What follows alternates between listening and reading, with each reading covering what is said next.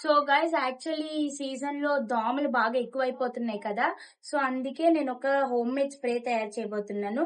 First అయితే ఇందులో పసుపు వేసుకుంటాం. పసుపు యాంటీ బ్యాక్టీరియల్ కాబట్టి ఆ, ఇందులో పసుపు వేసుకున్న తర్వాత ఒక పౌడర్ ఉంది. ఇది బయట స్టోర్స్ లో దొరుకుతుంది అన్నమాట.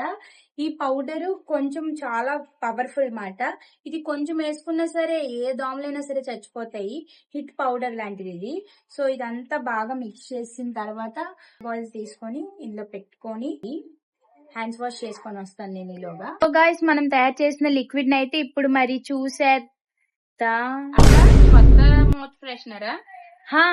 అవును, మౌత్ ఫ్రెషనరే. కానీ ఏంటి ఇలా ఉంది? మింట్ ఫ్లేవర్ బాగా ఉంటుంది, స్ప్రే చేసుకో. బాగా స్ప్రే చేయి. సో మౌత్ ఫ్రెషనర్ చాలా మంచిది, మౌత్ అంతా ఫ్రెష్ గా ఉంచుతుంది. మీరు కూడా ట్రై చేయండి. ఓకే.